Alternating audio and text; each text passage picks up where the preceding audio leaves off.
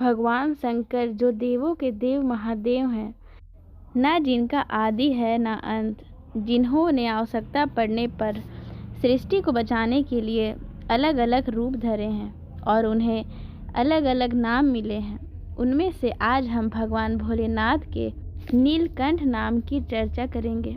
भगवान भोलेनाथ का नाम नीलकंठ कैसे पड़ा, इसके बारे में जानेंगे। तो कथा इस प्रकार है। एक बार दुर्वासा ऋषि अपने शिष्यों के साथ शिव जी के दर्शन के लिए जा रहे थे। मार्ग में उन्हें देवराज इंद्र मिले। इंद्र ने दुर्वासा ऋषि और उनके शिष्यों को विनम्रता पूर्वक प्रणाम किया। तब दुर्वासा ऋषि ने इंद्र को आशीर्वाद देकर भगवान विष्णु का पारिजात पुष्प प्रदान किया। इंद्रासन के गर्भ में चूर इंद्र ने उस पुष्प को अपने ऐरावत हाथी के मस्तक पर रख दिया। उस पुष्प का स्पर्श होते ही ऐरावत सहसा भगवान विष्णु के समान तेजस्वी हो गया और उसने इंद्र का परित्याग कर दिया और दिव्य पुष्प को कुचलते हुए वन की ओर चला गया। इंद्र द्वारा भगवान विष्णु के दिव्य पुष्प का तिरस्कार होते देखकर दुर्वासा ऋषि के क्रोध की सीमा न रही। उन्होंने देवराज इंद्र को वैभव से हीन हो जाने का शाप दे दिया। दुर्वासा मुनि के शाप के फलस्वरूप लक्ष्मी उसी क्षण स्वर्गलोक को छोड़कर अदृश्य हो गई। लक्ष्मी के चले जाने से इंद्र आदि देवता निर्बल और धनहीन हो गए। उनका वैभव लुप्त हो गया। इंद्र को बलहीन जानकर दैत्यों ने स्वर्ग पर आक्रमण कर दिया और देवगण को पराजित करके स्वर्ग के राज्य पर अपना परचम फहरा दिया। तब इंद्र देवगुरु बृहस्पति और अन्य देवताओं के साथ ब्रह्मा जी की सभा में उपस्थित हुए। तब ब्रह्मा जी बोले, देवेंद्र, भगवान विष्णु के भोग रूपी फूल का अपमान करने के कारण रुष्ट होकर भगवती लक्ष्मी तुम्हारे पास से चली गई है। उन्हें पुनः प्रसन्न करने के लिए तुम भगवान नारायण की कृपा दृष्टि प्राप्त करो।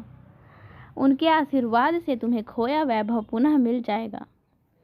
इस प्रकार ब्रह्मा जी ने इंद्र को आश्वस्त किया और उन्हें लेकर भगवान विष्णु की शरण में पहुँचे।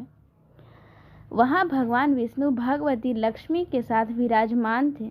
देवगण भगवान विष्णु की स्तुति करते हुए बोले, भगवान, आपके चरणों में हमारा बारंबार प्रणाम। भगवान, हम सब जिस उद्देश्य से आपकी शरण में आए हैं, कृपा करके आप उसे पूरा कीजिए।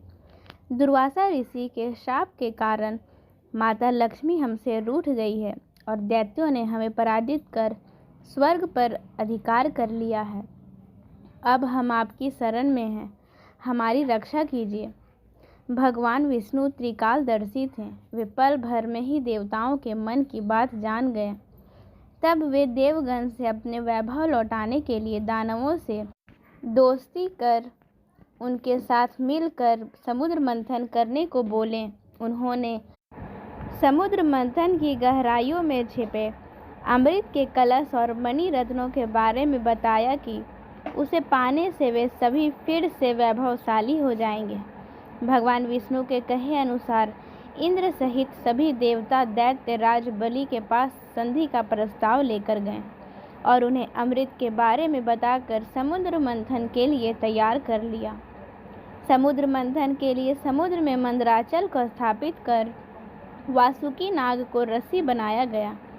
तत्पश्चात दोनों पक्ष अमृत प्राप्ति के लिए समुद्र मंथन करने लगे। अमृत पाने की इच्छा से सभी बड़े जोश और वेग से मंथन कर रहे थे।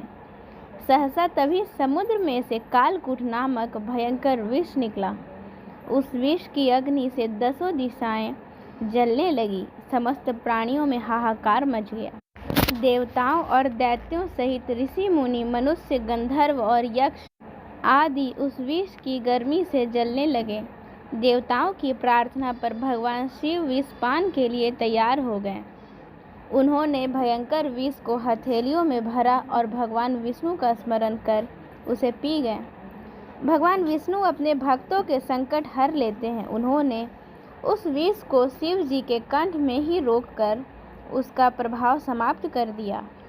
विष के कारण भगवान शिव का कंठ नीला पड़ गया और वे संसार में नीलकंठ के नाम से प्रसिद्ध हुए।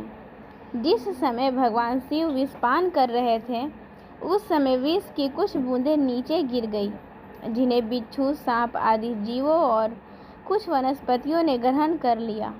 इसी विष के कारण वे विषैले हो गए। विष का प्रभाव समाप्त होने पर सभी देवगण भगवान शिव की जय जयकार करने लगे। हलाहल के बाद समुद्र से कामधेनु गाय प्रकट हुई। वह यज्ञ, हवन आदि सामग्री उत्पन्न करने वाली थी, अतः उसे ऋषि मुनियों ने ग्रहण किया। उसके बाद उच्चैःश्रवा नामक 7 मुखों वाला एक अश्व निकला। वह चंद्रमा के समान श्वेत वर्ण का था। उसकी सुंदरता से प्रभावित होकर उसे दैत्यराज बलि ने ग्रहण कर लिया। समुद्र से श्वेत वर्ण का ऐरावत निकला। उसे अपना वाहन बनाने के लिए इंद्र ने ग्रहण कर लिया। इसके बाद कौस्तुभ नामक मणि प्रकट हुई। उसे श्री विष्णु ने धारण किया। समुद्र मंथन से कल्प वृक्ष तथा अनेक सुंदर अप्सराएं भी प्रकट हुई। इनके बाद ऐश्वर्य और भोगों की देवी लक्ष्मी प्रकट हुई। वे भगवान विष्णु की नित्य शक्ति है। देवी लक्ष्मी समुद्र की पुत्री के रूप में उत्पन्न हुई थी। उन्होंने प्रकट होते ही भगवान विष्णु को वरमाला डालकर पति के रूप में स्वीकार कर लिया। अंत में समुद्र से एक दिव्य पुरुष प्रकट हुए। दिव्य वस्त्र आभूषणों से सुशोभित वे दिव्य पुरुष श्री विष्णु के अंशावतार और आयुर्वेद के प्रवर्तक वैद्य धन्वंतरी थे। उनके हाथों में अमृत से भरा कलश था। उन्हें देखकर दैत्यों ने समुद्र मंथन छोड़कर उनसे अमृत का कलश छीन लिया।